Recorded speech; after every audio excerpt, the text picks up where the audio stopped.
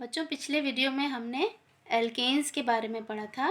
कार्बनिक यौगिकों का जब हम वर्गीकरण कर रहे थे तो उनमें जो खुली श्रृंखला वाले यौगिक हैं उनको भी हमने 3 भागों में बांटा था, एल्केन, एल्कीन और एल्काइन।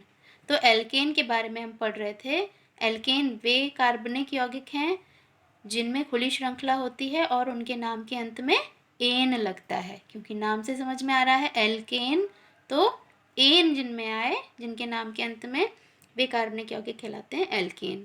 तो एल्केन के बहुत सारे उदाहरण हैं जो मैं आपको समझाऊंगी, लेकिन उदाहरण समझने के पहले आपको पहले नाम रखना बताऊं कि किस तरह से, किस आधार पर एल्केन का नाम रखा जाता है।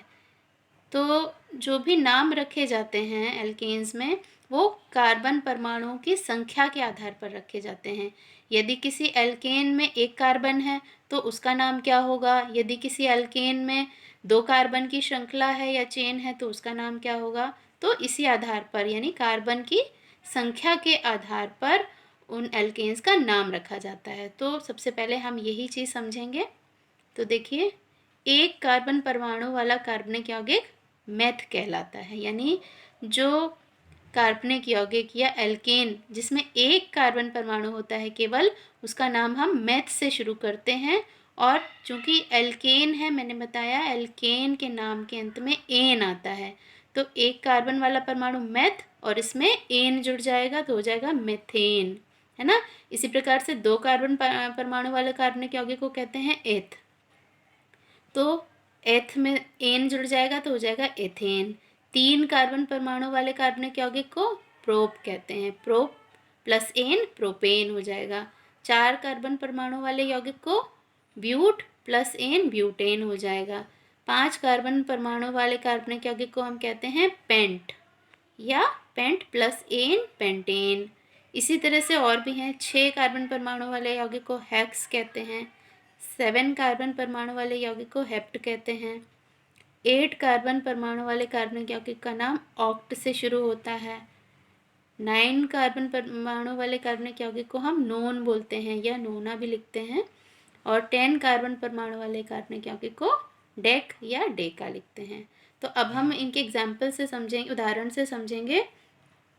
देखिए, पहला उदाहरण मैंने लिया है मेथेन का। चूँकि हमने पढ़ा 1 कार्बन परमाणु वाले कार्बनिक यौगिक का नाम मेथ से शुरू करते हैं, तो देखिए यहाँ पर 1 कार्बन परमाणु है तो इसका नाम मेथ से शुरू है ना। तो इसको लिखा हमने मेथ प्लस एन, चूँकि ये एल्केन है, इनके नाम के अंत में एन आएगा, ठीक है। तो ये हो गए मेथ एन, जिसको हम पूरा, अगर इनको हम संधि करेंगे तो हो जाएगा मेथेन, ठीक है, जिसका सूत्र है CH4। देखिए 4H है तो हो गया CH4, ये एक C और 4H, तो इसका नाम हो गया मेथेन।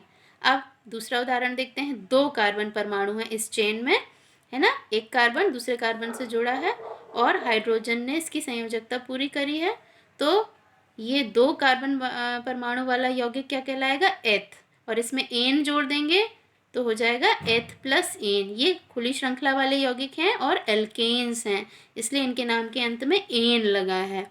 2 कार्बन वाला एथ और एन तो हो गया एथेन। इसका सूत्र हो गया C2H6। देखिए 1 2 3 4 5 6, C2 और H6, ठीक है, ये हो गया एथेन। इसी तरह से ये देखिए 3 कार्बन परमाणु वाला यौगिक, 3 कार्बन परमाणु वाले यौगिक को हम कहते हैं प्रोप प्लस एन, तो हो जाएगा प्रोपेन, ठीक है। देखिए C3 और H8, 1 2 3 4 5 6 7 8, C3H8, इसका नाम हो गया प्रोप प्लस एन प्रोपेन। इसी तरह अगला देखिए, 4 कार्बन परमाणु वाला यौगिक है ना, ये सीधी श्रृंखला बनाते जाते हैं, ये इनका संरचनात्मक रूप है और ये इनका सूत्र है, ठीक है। तो मैंने संरचना बनाकर आपको समझाया है जिससे आपको अच्छे से समझ में आ जाए। तो देखिए यहाँ 4 कार्बन परमाणु वाला यौगिक हमने पढ़ा है ऊपर कि 4 कार्बन परमाणु वाले यौगिक का नाम हम ब्यूट से शुरू करते हैं। तो देखिए ब्यूट प्लस एन, चूंकि एल्केन है इसलिए एन जुड़ जाएगा, ब्यूट प्लस एन हो गया ब्यूटेन इसका नाम। देखिए C4 और H10 है ये, ठीक है, तो C4H10 इसका सूत्र हो गया और ये हो गया इसका संरचनात्मक सूत्र। इसी तरह से पेंटेन, जिसमें 5 कार्बन परमाणुओं की श्रृंखला बनी है। देखिए 5 कार्बन परमाणु आपस में जुड़े हुए हैं, सीधी श्रृंखला बनाई है और इन 5 कार्बन परमाणुओं को हाइड्रोजन तत्व ने उनकी संयोजकता पूर्ण करी है। चूंकि इनको हाइड्रोकार्बन भी कहते हैं, इसलिए कार्बन और हाइड्रोजन आपस में ही संयोग करते हैं।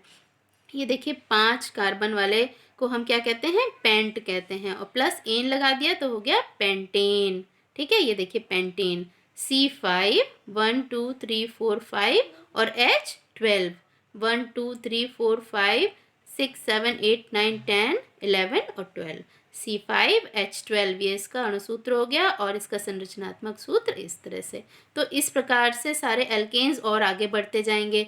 जैसे जब 6 कार्बन परमाणुओं की श्रृंखला होगी तो उसका नाम हो जाएगा hex plus n, hexane. 7 carbon परमाणुओं की श्रृंखला होगी तो उसका नाम हो जाएगा हेप्ट प्लस एन, हेप्टेन, है ना। इसी तरह से आगे नाम और ये कार्बनिक यौगिक बनते जाते हैं और उनका इस तरह से हम नाम रखते हैं किसका, एल्केन्स का।